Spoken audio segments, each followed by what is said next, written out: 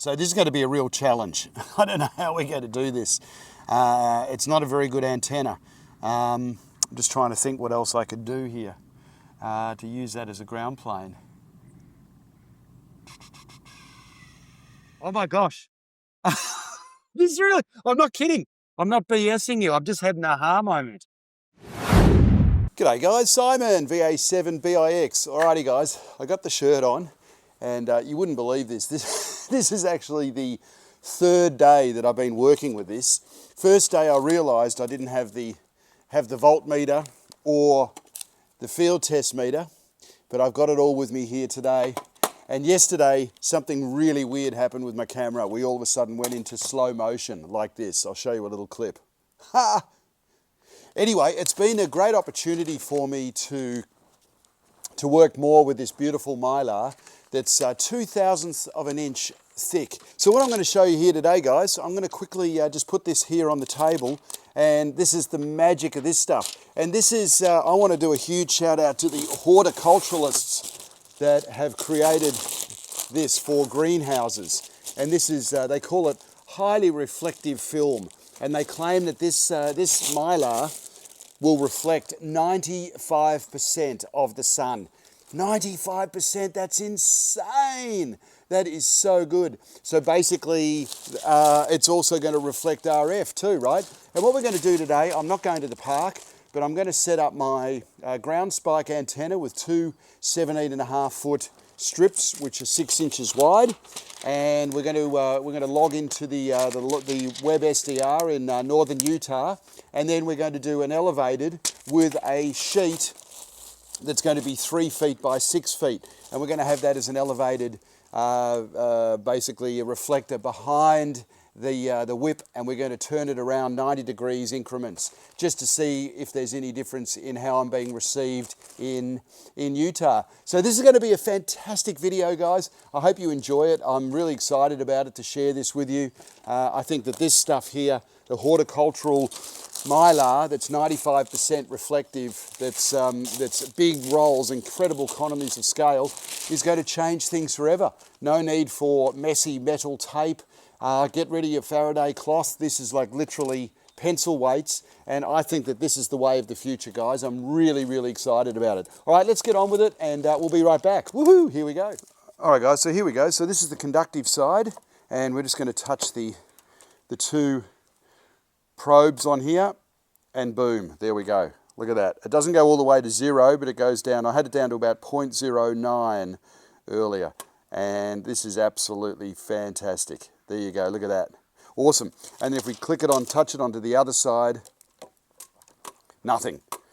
So this is going to be the side that's facing down onto the earth, and this is going to be the side that is facing up. And the big difference between, there we are, look at that, I just love it, 0.07, 0.08, and this is continuous right along the piece. And what I've done is I've just got a Sharpie, because it's really hard to see in this daylight, which is the conductive side and which isn't. So you might want to get yourself just a Sharpie. All right, guys, so here we are. Exactly the same setup that I've got from yesterday, and you can see where the sun is. So that's basically south. So I've got them sort of facing north-south. And we've got an SWR of 1:1, and I think that is the real. I want to show you what I think the real beauty of these wide 6-inch strips is. And what I've got is just the magnets there. I'll bring you over to the radio. Is we're basically very low Q, and I'll show you this here on the radio, and you'll see that we're basically 1:1 right across the band.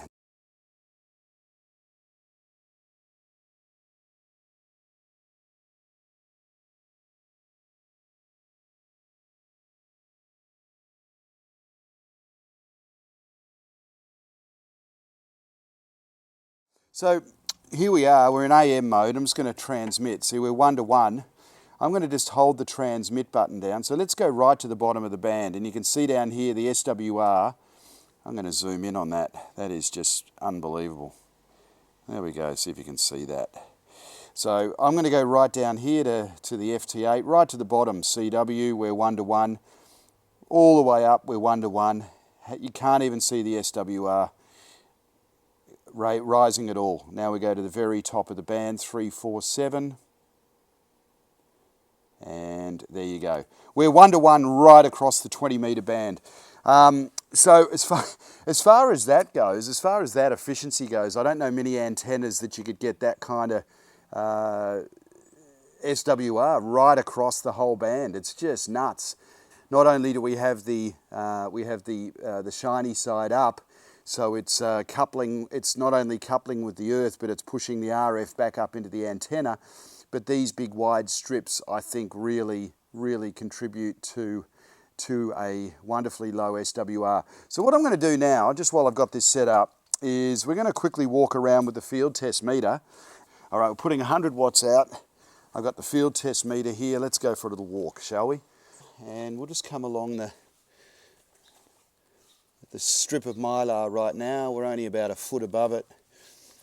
And if we raise it up, this is where it starts getting interesting. All right, so I'm a good 6 feet away from the antenna. And let's just see if there's any front to back here. Okay, I'm walking around it, but there's definitely a lobe. Okay, so the lobe drops off right here, right? And I'm behind, you would say that I'm sort of behind the antenna. What I'm going to do, I know my yard pretty well. I'm just going to walk around basically the same distance, and we come into the middle, and there it is. Look at that. That's unreal. That is fantastic. All right, so now we're at eye level. We're eye level. We've got full RF coming at me. Okay, so then it's going off. I don't know where the takeoff angle is, but here is the big lobe. So this is actually pretty cool. So let's keep this at eye level. Now I'm going to walk around the same length around the antenna, and it's a pretty big lobe, except it drops off here, which is kind of interesting, around towards where the coax is and the back of the antenna. So there you go, guys. You be the judge.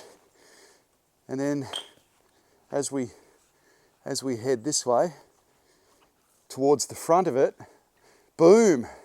There you go. So there's definitely front to back here. So that is definitely pushing the RF that way.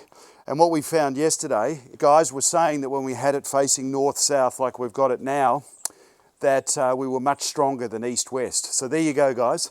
So I think the key component here is to have the coax coming straight down the middle, 2 big 6-inch strips of 8 feet 9 inches times 2, which equals 17 feet 6 inches, and boom, there they are. So there's your ground system. Fantastic little portable antenna system. So anybody doing SOTA, I would say this is your best bet, guys. All right, guys, well, while I got this antenna set up, I almost forgot. What we're going to do now, there's obviously going to be issues with QRM, is we are going to see if we can find a clear frequency. Hello, dogs. We're going to see if we can find a clear frequency now on the Northern Utah Web SDR, and I'm going to actually do a screenshot recording on here and just see what signal strength we are. And like I say, by the time I change over, set up the raised sheet, there's obviously going to be issues, you know, with QRM and QSB, all that stuff. But anyway, just to see how it gets out, we're going to quickly see if we can light up the Web SDR. All right, more in a sec. All right, guys, I'm going to sync this up. Here's my phone. So I'm screenshotting this. I'm on 319. Check. This is Victor Alpha 7, Bravo Indy X-ray. Victor Alpha 7, Bravo Indy X-ray. I can hear myself. Now what I'm going to do is zoom in on the meter here. This is Victor Alpha 7, Bravo Indy X-ray. Victor Alpha 7, Bravo Indy X-ray. And I'm coming to you on the ground radial, 17.5 feet. And they are facing north-south. And I am putting out 100 watts on sideband. All right, there we go. That's fantastic. So there's a little screenshot, guys, just so you can see what my signal strength is. And looking at it right now, it looks like I'm about a S6. And when I stop transmitting, it drops down to about S4. First part of this is done. This is absolutely fantastic. So there you go, guys. That's getting into northern Utah right there, the ground spike with the 17-foot 6-inch Mylar radials. So over here next to it, as I've just got an old mic stand, I'm going to put the whip up on that, and we're going to I'm going to get the speaker stands, and we're going to elevate the Mylar. All right, here we go. Let's cut this out now. Let's get on with it. So there we go, guys. Just a little sheet. Once we get this resonant, because I electrically want to have this as part of the antenna. All right, there we go. So there is our reflector with the Mylar, and the reflective side is facing towards me. All right, guys, here we go. Looks like a very crude outdoor shower or changing room, right? So there you go. So now we've got no counterpoise at all hooked up to this. So it's just literally the antenna. And I guess that's probably acting a little parasitically. But I've got the magnets on there and there with the wires ready to connect. But I want to show you the SWR before and after. All right, guys, so here we go. So let's, this is with no counterpoise at all. SWR is infinity. You can see that, right? Look at that. SWR is really ugly. Yuck. All right, come with me, and we'll just do this in real time. And we're going to simply connect. See, there's one magnet there, you can see, and the other one is just there. Got the two wires. So this was exactly what I used on this guy over here. And what I'm going to do now is just grab this because both of the wires come into a common feed point. I'm just going to literally just put that on the ground side of the coax, and let's go and have a look at the SWR now, shall we? Moment of truth. Let's see what we're looking at here. All right, drum roll. Let's have a look.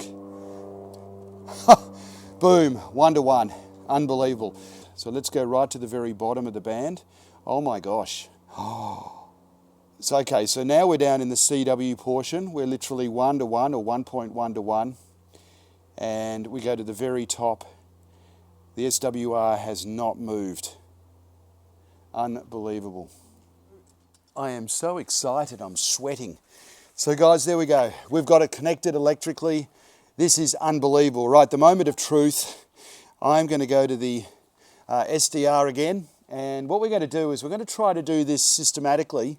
I'm going to turn it basically the whole thing incrementally 90 degrees with the Web SDR, and I basically can do that, I would say, in a matter of seconds, which is really great. All right, so this is going to be test number one. We're basically facing pretty much south, which I would say is straight towards the SDR. And at the end of the day, it's all relative too, because as long as I move it, systematically 90 degrees, we're going to see some pretty exciting results. All right, let me get this sorted out. All right, I'm going to start a screen recording, and you guys are going to be hearing. I'm going to sync this up with this video.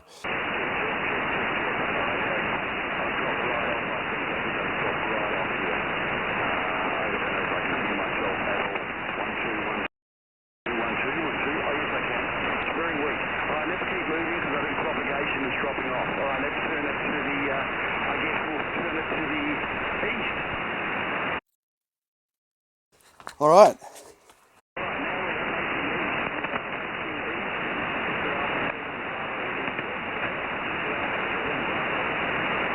And I am very weak. I don't even think I can hear myself on, oh, there we are. I can just hear myself on the Web SDR.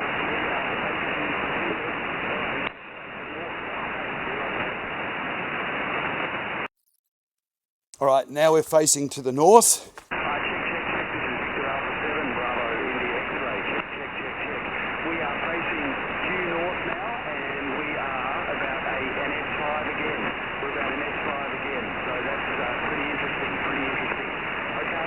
Right now, there we go, 1, 2, 3, 4, 5. We are facing north, as you can see.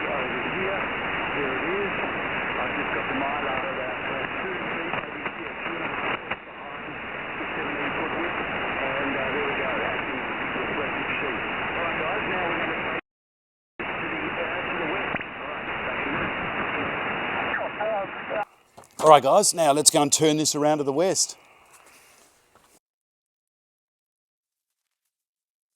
And what I love about this, guys, the SWR did not vary at all. It was 1-to-1 the whole time. Right, here we go.